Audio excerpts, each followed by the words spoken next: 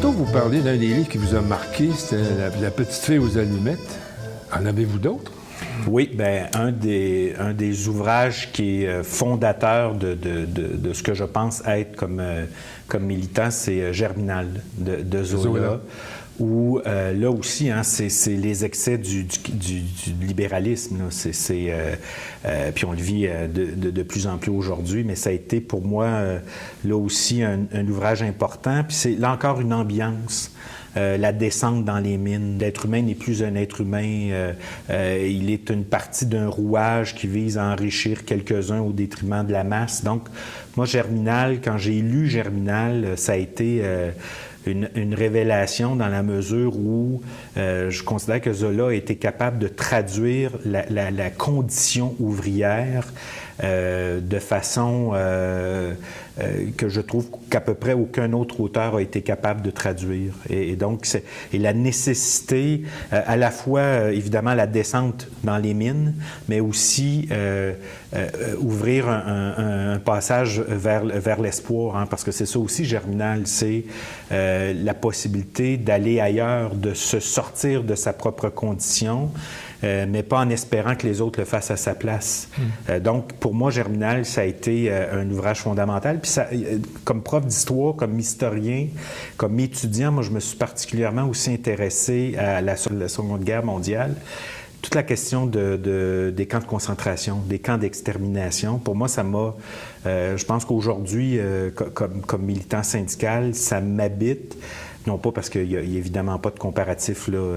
Le Québec n'a pas vécu rien de comparable, mais la question de la Shoah, l'extermination de masse, donc la capacité qu'a l'être humain de se détruire lui-même parce qu'il ne reconnaît pas chez l'autre, ou qu'il ne reconnaît pas en l'autre d'humanité.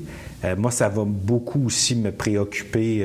Ça me préoccupe depuis que j'étudie l'histoire. Puis ça va m'amener à lire « Si c'est un homme » de Primo Levi, où là, il va, selon moi, Primo Levi va traduire l'état de déshumanisation dans lequel on va retrouver, on va placer les déportés. Et à partir de « Si c'est un homme », j'avais lu Hannah Arendt, qui est le système totalitaire. Et c'est une philosophe d'origine allemande qui elle-même va être internée. Elle ne sera pas déportée dans des camps de concentration ou d'extermination, mais elle va elle aussi vivre, elle va être internée et elle va réfléchir à la banalité du mal et la capacité là aussi qu'a l'être humain de détruire l'être humain. Et pour moi, la question de la Shoah va beaucoup m'amener à réfléchir sur la nature humaine. Puis je pense que l'être humain porte en lui-même les germes de sa propre destruction. Puis dans un monde où on constate aujourd'hui là, que il y a remise en question des élites, on a l'impression que tout s'effondre, que la morale elle-même s'effondre. Je trouve que la lecture de Hannah Arendt est particulièrement d'actualité parce que, dans le fond, qu'est-ce qu'elle nous dit? Elle nous dit que c'est à partir du moment où l'être humain a décidé d'abandonner sa nature humaine, abandonner sa capacité de distinguer le bien du mal, que les excès se produisent, que l'horreur dont est capable l'être humain va pouvoir s'exprimer. Et ça, pour moi, ça reste toujours présent dans le regard que j'ai sur le monde dans lequel on vit. Particulièrement, on a l'impression de vivre une époque qui ressemble un peu à l'entre-deux-guerres, hein, entre la Première et la Deuxième Guerre mondiale, la montée des extrêmes, la montée du fascisme, tous les mouvements néo-nazis qui se font jour, qui sont même soutenus dans certains pays occidentaux, soit par le silence des gouvernants, soit par l'appui tacite de certains autres. L'enrichissement débridé qui amène à la crise. Oui, la paupérisation d'une partie de la classe moyenne qui qui va entraîner cette classe moyenne-là, ces personnes-là, à pointer du doigt ceux qui ont encore moins qu'eux. Le fait que les gouvernants réussissent à faire croire que c'est pas par les choix budgétaires c'est pas par les choix budgétaires qu'on explique la situation, c'est par le fait qu'il y a trop d'immigrants, c'est par le fait que l'autre est potentiellement dangereux.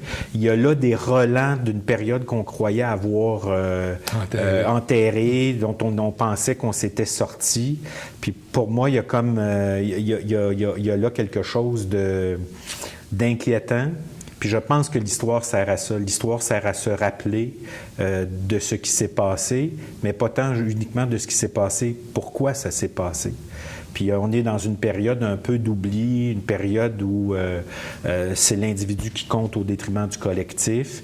Bien, on l'a déjà vécu. On a déjà vécu des expériences où on a oublié que dans le collectif, il y avait l'ensemble des personnes qui s'y trouvaient. Autrement, on exclut des gens, puis on va même leur refuser leur humanité. Et donc, c'est des ouvrages pour moi qui continuent de m'habiter, mais qui m'amènent aussi à réfléchir puis à dénoncer. Toujours, je dénoncerai les extrêmes, qu'ils soient de gauche comme de droite, parce qu'ils portent en eux des faussetés, des exagérations, des dangers. Donc, pour moi, c'est fondamental, autant à droite qu'à gauche. Ça ne s'alimente pas de la même façon, ça ne prend pas forme de la même façon, mais pour moi, les extrêmes sont... dans les extrêmes, la capacité de raisonner me semble un peu réduite.